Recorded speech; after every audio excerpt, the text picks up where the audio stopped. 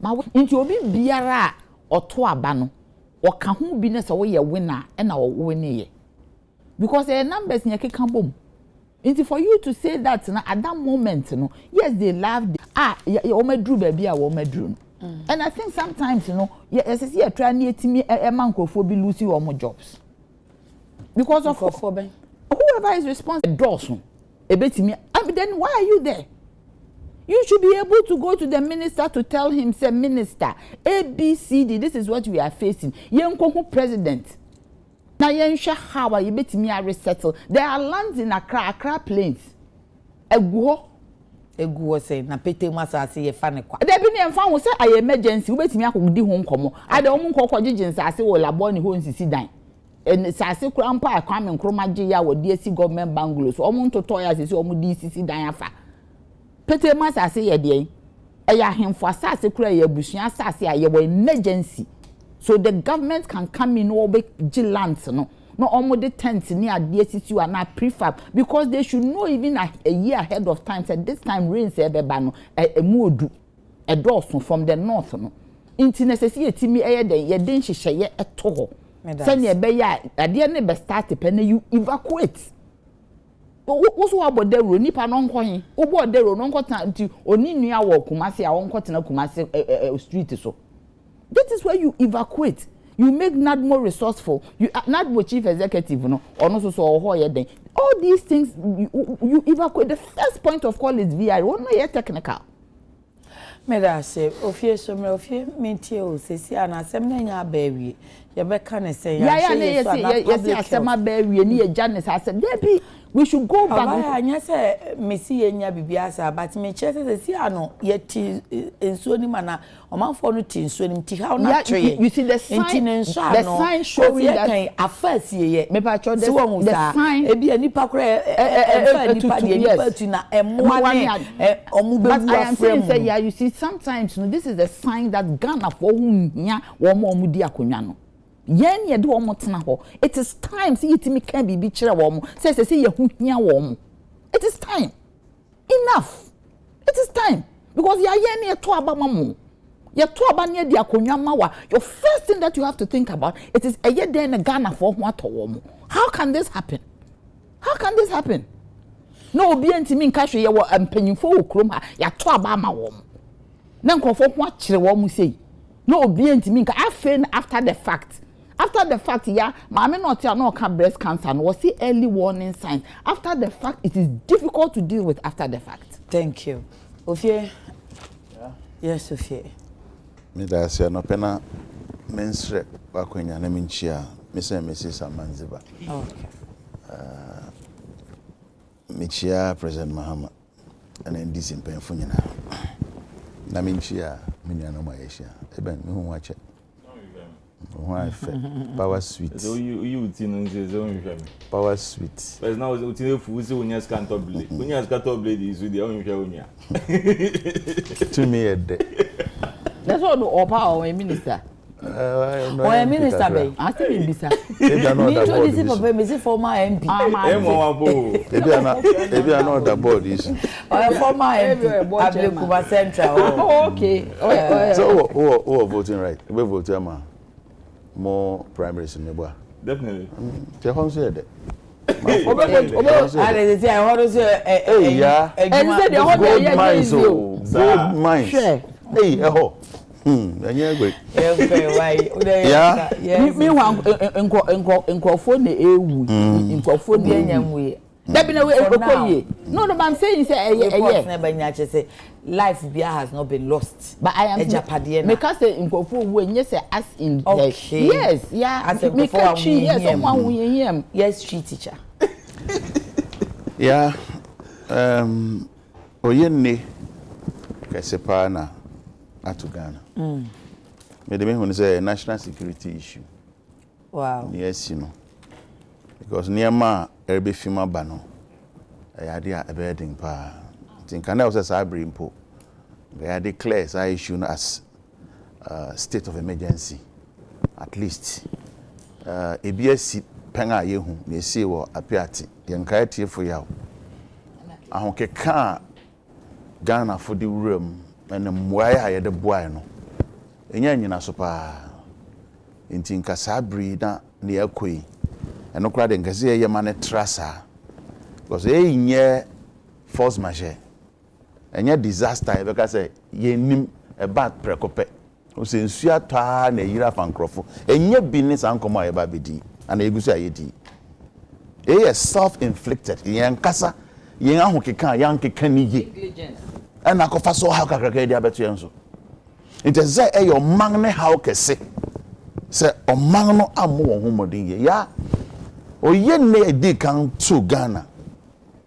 eto ye 2017 abaye koto ma aban oti supreme brain na ekufu ado Dr. Bawumi aban ene ye o ye ne edi kan o ye ne a ehun sunsan so eye ne a yete ho a ye kan bi 2017 ye de akonwa President Akufo-Addo through election a year in 2016 abaye no bribia ni ho aseb ye betimi de ensesi ye mbo ye di Ghana ye tumpon wo muda areho and right sorry bre share Black Star match when go we sports they go everything bribia say because yeah enya ni di kan ni yes spill akoso modern because insu na ye mabruso and into no broni no ye no ni nyansam no also ya dan insu na ni akofa people bim ye the machine sashim and won aye valves tokura to say since no bruso a ye buye fafa ho sa breno mu no since 1965 bremo almost 60 years ni na basro if ye de your friend den susu di ato ho a akosoro se Adekye akosoro se nti ne yetwen den safen no President Akufo-Addo ko America no de koya na ana den ti nana wasema wo ka no and not asema mba be ka pepe nen as I say parliament eye hwehwem was adim anya IGP tape eyi ni ade call for say parliament nya hwehwem pa ni hwehwe say den pa ne koso because yeah nya ne dikan ni ewuma yeah spillage ewuma ye buye manako nti yi den na koso exactly so if you ministry on e buy na if VR and if VR because yeah Martin komo bi say VR engineers no what started work ko 50 June we fi as ba ban otisu kokko se baby aniama ko na because wa na wote wonte baby a wote akoso mo hwa anopa bia wo hunsu no ne level baby e keka ko enti ware nkoda ko sin na ahia obebon kai abandan na ekọ aban kasa de doso emu adwen popa kakra bi nke yi de fi bu ensu no ne nkọ enti wo twan na na eba no valves no ye 8 enti ebia obuye ebien a volume na de beba no en no so sa kakra je yinya de ayenye bi da me so mo ye ne kakra o say 4 on each side and o ma bi 2 on each side enti o mu mie ni nyina akra o enti o ya mfoni a me hu no kekan ko se o ngabu ni nyina volume na eba no o mu ka say o mo ebie 8 o say aka it's a 2 o say I think say either 12 or something but you should also bear in mind volume na eba no each side of the turbine na un say as o mo side and side two side it is a this side ye be 2 this side ye be 2 even if it is 8 this side 4 that side 4 but what I saw was 2 here 2 but yeah, no, I think say more than that. You should have a contingency plan exactly and know the effect.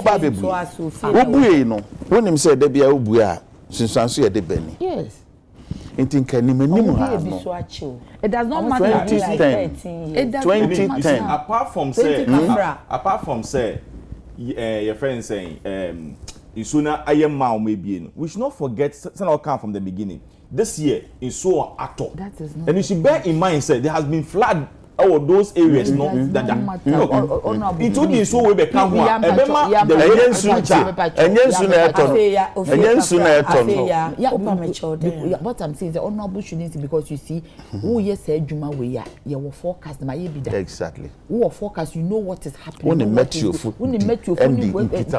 because any dey one my report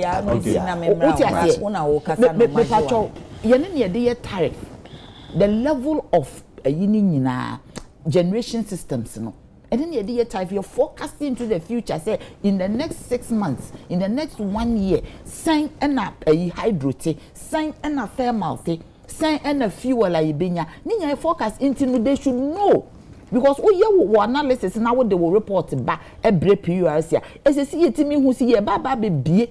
So what are the contingencies with me here to ensure say effecting it too bad?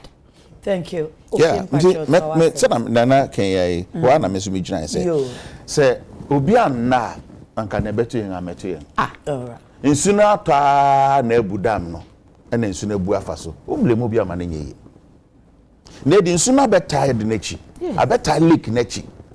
Anya yekura be di beye 50 June so na mete no 50 June ha wo fi ase bo kokko abosoma he na abedem adenti na yentimi emu but you see the point is that we face something kokko no bi wo ho engineer no wontimi move beyond the CEO as a CEO nim so obi to say energy minister asem we ba be dan and we be too one among straight because on was starting we energy subcommittee yeah me so me no but me ye adwuma my ye adwuma say I agree insure no engineer wo site no no obeba ba can up to the level of even maybe the director of engineering. Just that's why I was saying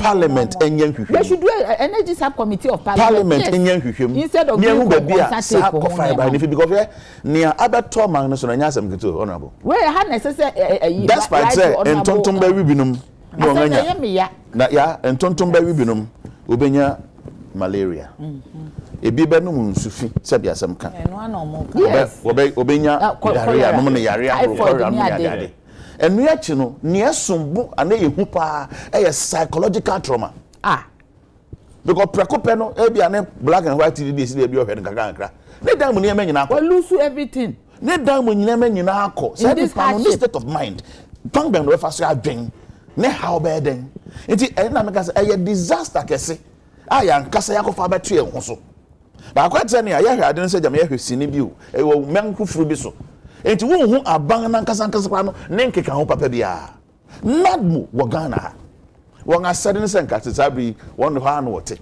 obema be anomo create be dia obeda zones some na be ho I have been there from the beginning. How are you then? Because in Crawford the school then ma nyabote bacho in Crawford the school then ma in fence ni hu what the school then ma sabi asem ko what dan tamaso keke what the school then ma one na mosquito net ase yeah sure na mosquito net not no front kasa they've been overwhelmed woni material bia woni fee woni relief but enough yeah say and so am kwa dey yeah what ma won na nurse nti ba hin nya na ba hin nya ye there can people over 30,000 so create evacuation zones by now evacuation panel wo ma call 30,000 asem intense o say ga ebenu ma nya bi na bi nya bi ye ba hin nya na ba hin nya ye all right adenti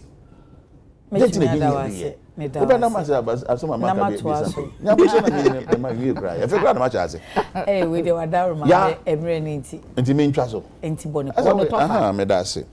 Nti nia mekani ya yen pese Ministry of Health.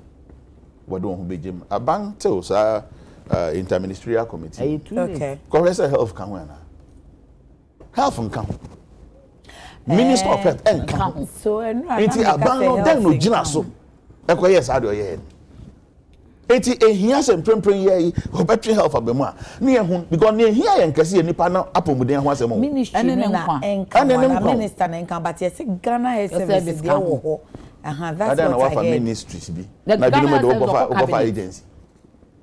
Ghana has what for be no minister baby taking decision of cabinet what for be agent na yi anu yi ben na me kan hwe woto aba o budget ye di ye we abato won sunsan so enya ba wie enya bawie na mum yakwan anim no na nka me anticipate sana me expect say nka omampanyin ko ho no obey education kakra e bia sa ade abai wo pese oja ho nan ayese because obi atu afinifi wakotena be ejo be no mu na nadmofo ne omo maka na nadmofo mu ye adwuma nadmo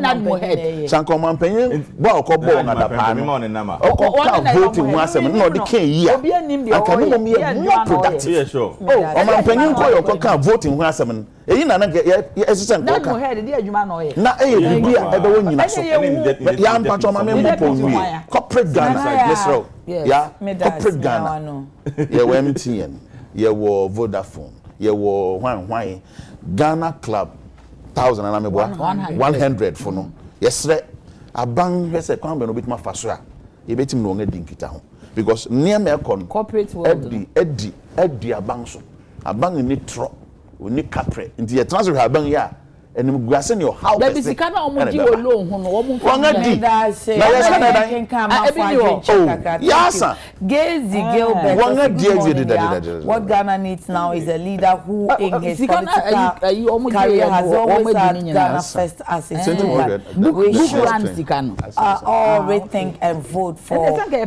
him. We need a good leader, not a political party. Kojo Edem Wazenga, I don't understand the blame these people are putting on the victims. Victims being fantastic over for sexual assignment. So Omia's presentation on the so-called infrastructure achievements of the federal government is a compendium of blatant falsehood. And then Dr. Baumia can be. That's so some more, please inform all the delegates and aspirants. For us, we are not delegate, but we are waiting for the outcome of 4th November. Any money they take from the winner, we will take same before we vote in return. I see, that would be interesting. Mad liar for please ask my brother Nimpezi for me. Must we politicize everything? The truth of the matter, this Akosomo Dams village will continue always. The solution is all those in the catchment areas of the waterway to be moved to different areas for resettlement. Okay, inti ononsona dwenche kakra ode ebaye enono. Let's see, yebetumi aye 28 inti ye two topics dey mo okay no mo mfa na ye nkona ye mfa ntumi. Also for Penny Archbishop Nicholas Ankan Williams, Reverend Eastwood, cite lack of accountability on a national cathedral project and resign, or EC registers over 910,000 once guarantor system abolished. Sister, yeah. And oh yeah, and the Archbishop and Reverend Sudan Naba, almost so for now, almost so many Yamiasem. No, they believe say they are and they are doing what the Holy Spirit has guided them to do. Initially, these were the people who were for the cathedral. Na nyanko pompe na enses anadwin. So if at this point almost feel say bibi nkoyi I don't think anybody should fault them for resigning. These are very honorable men of God. The second one, guarantor abusers will be jailed. To be very honest, me share Mr. Tete deputy your friend is saying EC chair no cause I was in tears. Na me raho say it's done for sir. Say inkrofo I guarantee nipa ba guarantee for more than 10 people and is a crime. Number one, where is the public education? You educate Ghana for say we guarantee for more than 10 people a crime. Number two, it is a year of a flaw. Ignorance of the law is no excuse. No, but that is not the point. Ignorance of the law is no excuse into Onimonko. But you see, the system that was being operated created the environment for this to happen. Otemase. Ote de mention yeah, because asema ye political parties ye kan omubo yegu na esi no. Because wo ko nese wo se wo ba ye no district office Now we sing for more free baby, but one the platoon, ya do be at the guarantee beba. This also shows a new Biana or Ghana card. So it's either the Goro system no emanated around the district office or mere registration. And now say obi free krobi so ba or ba the nipa ba ko be guarantee wo munyina. And it's as a result of the system that was being operated because yasanke ye no electoral area anka osade we nkensi. Is it the first time I wey see ana? And why are they saying say omo person wo ye dey omo prosecute wo no mo jeli wo? Yeah, me bisa. Why is it so? Because if we say we see the last one 2020, I don't know mama out I make us a BBC because it never happened. But they say because of the system that was run, the system was flawed, no. That is what has happened. So the system of Goro Boys was created because obi wo ba logistics ni Adekye be DQ musa. Intinu say obesa baby wa ontimi fa ne guarantor ma because of transport ama guarantor wo ba ne say otena wo cha wo to aduane ma guarantor wo to aduane ama ne ho. In this economic situation, who can do that? How is that possible? So then people around the place milling around no ye wo ho so be guarantor se no mo di jiska. And these were the Goro system that the political parties we were talking about. That if omo yes have a creating more centers, no more yen one district officer, this is what will happen. Besides, almost lord, almost 910 yard. Initially, you almost 1.5. Sir, because almost target of 700,000. You call IPAC, no nipa a role no so nice. See a register 1.5 million. When they started having challenges, then they revised it to 700. Oh, Sam. Yes. There was a press conference. They revised it to 700. And also on my exceeding. Why then, if it was not like that, why then did they come and say on continuous registration throughout the year till next year? Because to cater for the backlog. I didn't see any people were crying and said they should extend the time if there was no inkofwa womunye. Yeah, you see, certain things should not happen. Say guarantor system, yes, if you want to be abolished, you don't jail Ghanaians because of a flawed system. You don't jail. The EC exists. No, to be very honest, the EC exists to make sure that your system is working. Now, our creative system, I create in Crawford, we Goro Boys, one guarantee man Crawford because in Crawford, to me, for more guarantees. Now, I was not about the jail, who be jail Ghana for because you didn't do the right thing. Why you want to jail Ghanaians because you didn't do the right thing? So, you almost call your friend saying. Maternity generals we prepare. How? These are people who took advantage of a flawed system. Because in one district office in a so because the system was flawed, the system boom ignorance of no, yeah, there be ben kasa. Only so boom raso because nipa na one war ban kra ne ho kire no. Oni Ghana card. Guarantor system no will be a guarantee. We shouldn't close our eyes. We all saw what happened. We all saw the queues. We all saw the breakdown of equipment. We all saw the lack of logistical support. And you're talking reality. And you're talking about how the Ghanaian feels. It's very, very important. The person out there, when we school were 18, 20, 21, or near Juma, but opposite vote were part of the process. Until your person were part of the process, no buy won't mean register. Minimum, maybe ordinary 3 girls so I'm going to register. DQ, my woman to me and register because the machine was not functioning properly. At the end of the day, do coffee, maybe. There were so many people like that. So to think, say, yes, in Crawford, you almost teach you yet you the platoon, ni canoe, nebe, or the guarantor, or the buy district office, or to show district office to create no your problem, or the guarantor, but buy went to me and register, so as your man next day. Or some call back or baby or best the guarantor number because all the guarantor ne ban na makan ubetua ne transport. Sa platoon no mo tena so no enye sika ketwa. Ubetua ne transport ubetua aduane amanedi. So are you saying say or the ne besa baby? So there are two things at a play out. Either the Goro system thrive or people in villages and communities and electoral areas decided to group themselves one for nipa back as the guarantor. No mo nyina to esika no metua no aba be guarantee ama. Or they go there, two different things. Because when you're in the district office now, you're close to the community, you will not find this. So look at what were the flaws in the system. A man nipa a guarantee for more than one person guarantee for more than 10 people, which is against the law. Before you say so, be jail Ghana for. Me that's okay. Yeah. Already send a message to chairman. Mad Lion, I have heard him. Me so. Na some more kinds I say they are man yourself. You find man yourself. Among your crane Casapa or man ye ansem.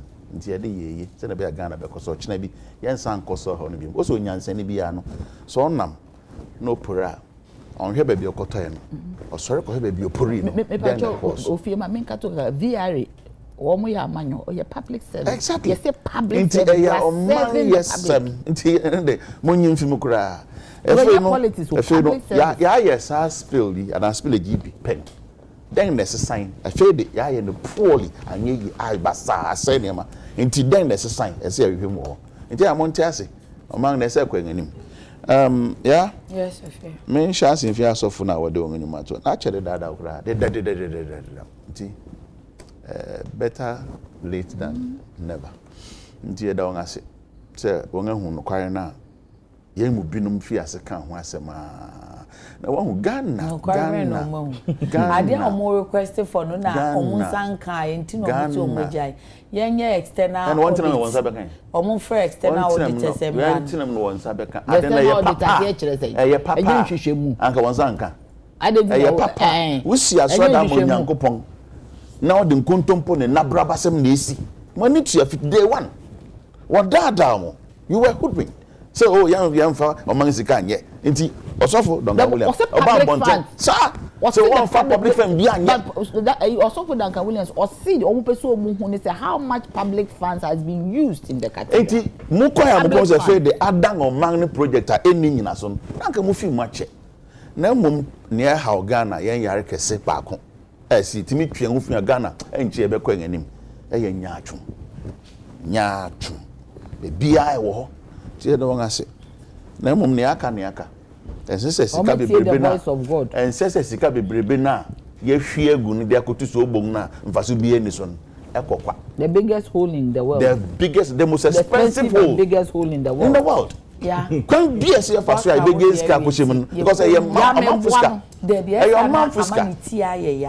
I am man fuska. Prem ayeti. Ye pebi ato blankets. And na friend then mattresses akoma ngrofo befeni ade mo handa so ye nya bi ye de akotu obon ase no kwa eno kwa utimi fanya mortgage mu abatu susanso he ya me wie wo electoral commission what's it then wa hu hwe ami fanchiro eya hometi o bebreba okoye nyina ade ba akopɛ na no pɛ so demonizing say amanfo be guarantee ama obi a opɛ so de ni din ko sha battle kratem.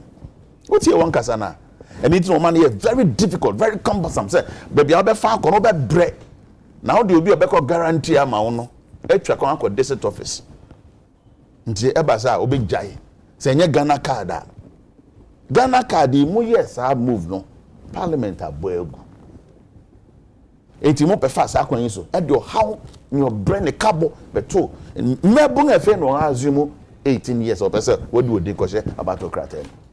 How our film McCoy? What can we know? What started Saudi better about and said Nipa 910,000. 910,000. Is it? Yeah, 910,000, 996. And out to register one. A more 563,919 at the guarantor system register. You one case a book can one cratana. Statistics is not training. Into over 61.2 or 0.9%. And a big guarantor system no a register. And no nipa na holding our and no nipa no near obetimi aye no di nidia go sha battle krata 250 Ghana card no krata one buy about 37.8%. 250 Ghana to get it. Huh? 31.8%. One credit passport 0.36%. So 0.3%. Oh, iti mwamu near etia near Emma no kwan so tumi kotro ndi se wanya mfishia du nwotwe oye Ghana ni nti nkonkotro ni din iti wu mfa bibia nsi wu no kwan it is electoral commissioner where trimupo ne say Ghana for mu ate no chowa ha o say we call on all stakeholders to support the commission's endeavor to to use our Ghana card as the sole document for registration, he added. And that's why Kamaka says sheer nonsense. Oh, nonsense and your yaw. Nyansa near the and I can't go for it. Nyansa be a nino ye. Debbie and the Casa your yaw. You miss a Nyansa near the name. Semina mechanical, Kaya come because I also want your court on chair.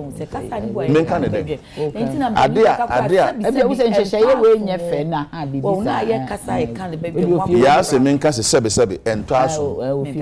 But me moment the me who say, oh, you hear Nyansa woman, would be a young part. Adea Nipano or access to, they say, me Ninkratana was with you on Hodibi. Okay.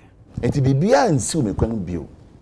Say me you be akodi me ho dancing na me dey atro me dey control a share aboutokrata mu eno na wunya nipa dodo e de go here registration guarantee system nipa dodo enti adan na no uye nyinsum ne enkofa da na obi a ni bi no obi a ni bi o 0.3% na the passport by 0.3 and na near to see being our Ghana card no nipa 37%. The one time figure no cry shame na nipa 900,000 now you over almost 600,000 for ahinebeka enti one year is an common credit one year one to one year juma na ma won ho Electoral Commissioners no one to enya juma ma won abusua enya won na do won pekotena ho ye do won akotena so one year juma ma oban no Nienya integrity, where electoral system no. Where referees. And the referees they near stakeholders no support and our pay. What you say near my no. And no now we the support one. I want we are the one. Then pa no we we say. Then pa and one who Ghana card one say ye nwe ya. Say Ghana card ye nya ye. Kosi na ya ye be yara. Ye nwe ye ne de. Ye ntime fa nchekire ye ho pen. Competition by ne yeko. Say 5 years so, the next 10 years so, obi enya bi awie. 5 years so, you activating fully. Enti bibi akwakwe na do kwakwe. Ye nya ade ni bi nwie ye. Na efi besi ne. Ebi kra de a ayi na kwakwe replacement wo nya. Ebi ade a won akoye se wode ba no won san kan ye. Amount for say what's ahe 200 cities na mebwa 200 cities 32 million cities 250 billion Parliament 2.5 million 2.5 million and memory obidwetire and memory adan na jimensa and the name cohort woje Ghana for yeah yes right you be ko gina parliament for echi wode ba won san fan pai won so no won ko pe be krantra because ade oyende e de how kese insu yiri kekekra na yehu ani insu yiri kekekra na tuoto to ana mabo thank you aden honorable Ebenezer yeah me that's it yeah on the issue of just 1 minute or akosomo issues no okay but say apart from say access and yamano any all the things we are talking about no on say for some time last year I think last was the last 2 years sea defense and so another problem at the market and so another so you can see say the corona war coastal areas no always have issues we need to look at it so initially no we need to find a solution to some of the things happen because sika say when some of these issues happen no say see ye say e be say bi yen e change say na ye betina say ma bibi asay ansa na atumi ade aye you wan kasa wo fie krapo no wo fi na onye renovation na say to some extent that e say wo bebubu no ase ne foforo okay yeah Reverend is to Anaba any Bishop Duncan Williams Archbishop in fact Eastwood is one of the asofo sebi ye mu bi wo ho a ye ti no pa edi obuoma omominu. In fact, these are renowned, your friend is saying, ministers of the gospel. And I believe strongly say, kind of letters now my summary of it. All my reasons in tia or moyeden or my resign. And I think say it is their prerogative right. Or more kasa or more I don't know how to say it in Chi. Omope and omodi accepti to be on the board. Or more ankasa mo pen o maka say based on say. But who can let and say? But they wish say in fact the letter was addressed to the president. No mo say omo wish say wo pai boy wa bo say nyame ema wonya we no. Nyame man de embe mu. Because na ye ndi na nka ye pese enya and I hope and believe say president second letter na as a matter of urgency no. Obetumi aiden ama nhwehwemu a mo pese be kɔ hɔ no ebetumi aiden akɔ hɔ. Ya yisi Argentina no mo pe audience mo pese emuhia president no mo anya kwan nhia no. Ya ne de mean to me. Na nsa krata idea no obefrɛ o. And they mean to me because say president krata na. Me nim time omo throw letter no I think second month of this year or so whatever. Omo request say yenye sa audit no. Yes. So I don't know when omo throw letter no come out president. Omunya respond and as whether Omunya respond and as Omunya respond to the president letter I don't know about it. Apart from some request ye na Omunya respond no omo say say kan ye hunu ne ne tenase so an. Na because me say account omo dey mention say other doubt omo account na. No, I'm not doubting it. Okay. I'm not doubting it. Now me say that is their prerogative right. Omo pay and omo di GE. Omo pay and omo ka say based on a basis into say ni say. Yeah. Electoral Commission. Mami fa konya we so. Na me mbo Electoral Commission abaso. For a good work done. Okay. Despite the obstacles na esi omene so. Despite the challenges omuko no, they have been able to achieve their target as expected. And ra mitie samwetete. Oka say omu target ne say they are targeting about 700,000. Now, Omanya 910,926, meaning that Omaya CD over 200,000. Yeah. Sana na mensumiti ati ensumiti ya jantu asisi ana oche say omuko iPack ne de no omu target ne brosa no omu sha say no omunya issues no na afi omu be readjust no. Omu be press conference. Me ko iPack. Okay. They make enra omu press conference they mete. Me sister Penny ya down to us say iPack no you catch say 1.5. Yes. With her argument no say which to a large extent no I agree with her say if from 2020 year registration ebe see ene dia then averagely no say every year cry targeting per 500 we should be able to your friend is saying get 1,500. Sorry 1.5. It can also be so say yes, your target of 500,000 every year, no, so no, any possible it can be 200,000, it can be 300,000. All right. But yeah, over here, years before FSA started registration exercise, there were a lot of issues from the NDC and other political parties raising about it. In fact, then now, press conference. No. Oh, yeah, all the political parties raising concern. And what is the concern? Their concern, no, from your side of the MPP, your concern was supporting, say, Yenyen electoral area and not at the district level. Yes. But we still supported the EC of the guarantor system. Yeah, me hypocrites. I'll say it just as it is. The political parties abuse the guarantor system when we are doing registration.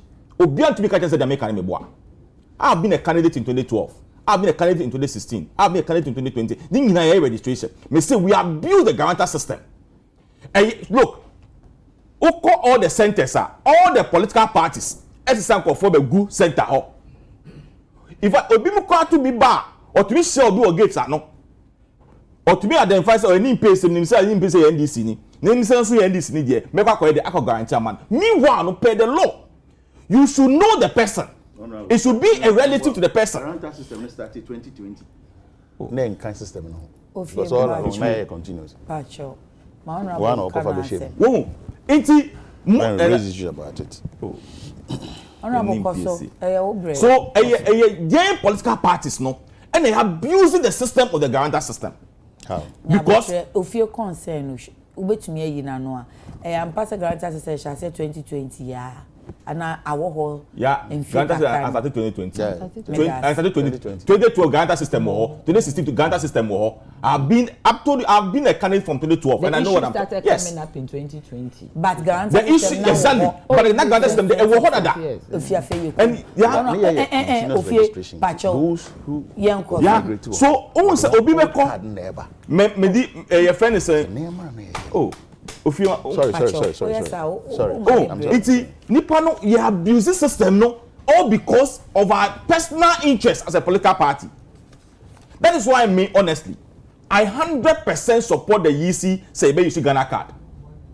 Because Ghana card no to me look obi ba me many madam for being a tion obi ba nti na e bon komo opportunity bi o baby afi the occasion so kofa o birth set ba ebra all the birth set they buy no na the age there was no it doesn't want to me qualify for their no person or your man no 2 weeks later no from say eben only say boy or buy say ni we acquire birth set for the aba na me say for then also they are say me man no na me say send or Dubai na send the age there was no abroso also akwa affidavit why we but near atse no any Ghana card.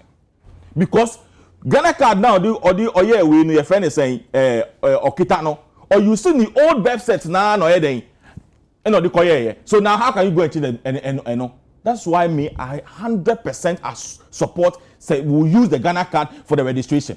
When we are able to use the Ghana card for the registration all these things say better how here can and can then yen to me can and yeah I support this say to serve as a deterrent to others to know or more idea in fact emra Ghana system no uba e catch say ube dia dance na udi no udi dance a enye we a ye do be ko enya you see udi nse a enye no kra emra na den ene ubedi so unim say na wo ye no enye na ukoye so the Lord have to deal with you and when they finish the registration na say you file a challenge form. When I pick a challenge form against you either I have to state my reason. My reason is say ebia oye minor and I say oye foreigner. There's a panel IEC Ediaba. We have an opinion leader from the constituency. We have a police officer. We have a judge on the committee. Then we have the political parties, those who are reps. All the political parties rep our committee no so. Okay. Inti ebe wie no, I say court waba. Ube any MPC ube register no. Ebe fill challenge form against you. Or say undi 18 years eyampa. Dabi eyampa me di 18. Then the chese we di 18. Me birth set nie, me we nie. Ebi mo ha. Look, in 2020 ye registration exercise. I always go to the EC office to your friend and say, sit etie their course. There are people that they challenge that they don't even come. Because omuni me say, either say omundi 18, and I say omundi foreigners. But because of yen political party, your selfish interest of making sure say, oh, here nyambe penko for register my about to about my 18, no, we'll go and bring the people, whether they are minors or they are foreigners, we'll bring them. So me, I support this. In fact, I'll be so much disappointed if GC fails to deal with these people. Thank you. Honorable Ebenezer Nati, former MP Ablekuma Central, Nana Yache Mpim Janto, General Secretary, CPP, and Bernard MPC, NDC Communication Team Member. Ufim Pacho there. Na Honorable can guarantee system. Obekaya. Guarantee system guarantee system kobe mo abra ye birth certificate film. Isi funa ne proposal ya no de be shame. Na yempo ye kan say na me ma me papa wo nga wo ma me krata na. Eno no won't mean interest say me a Ghana ni. Nti CI ben introduce you as guarantee system. The CI the year 2020 general registration. So Obekaya. I see. Zanet ni guarantee system ni enim tuti ashase. That's it. Na no pension da mo ase pass mobile ye de be see ya na ichina. Ya to asome that News and Beauty. The hair mama sisi usisi miti homame openyi papa ebe chama na ye shefata to Cospectors Ecobank chihwa ye eho News and Beauty wo obetimi afre 055 3837 055 3837 201 midi de akrama nyame adwo china Adekye Nsroma besi amba ekra